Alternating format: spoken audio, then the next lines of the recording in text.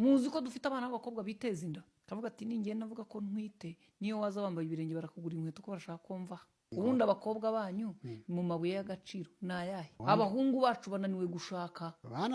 cyangwa bananiwe kubona inkwano muza agasuzuguro babasuzuguye umukobwa akagera avuga ati we byihorere ubwo bakamejeje ntabwo wazabakira iwacu muri mukuru wanjye make bamukoye zari miliyoni 5 niba wari ufite imwe kanguha izindi 7 mwabonye umuntu wigura murimo murashingira abana imiryango ngo irakize kuko babashije kubakwa umwana wawe ni ikibanza ugurisha kuko kigiye kwishyura credit wari ufite uzi umuntu gukora arimo gushaka amafaranga yo kuzajya kwishyura umugore akunda ugafata credit yo kujya gukwa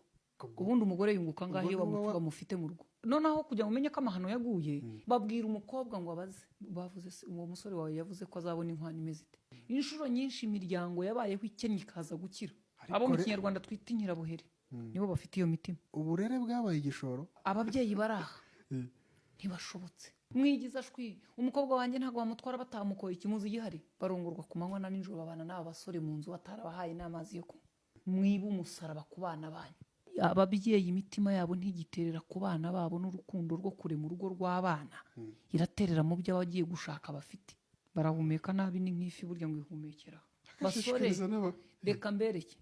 umukobwa n'ugiye bakaguha detail y'ibiciro ugomba kumugura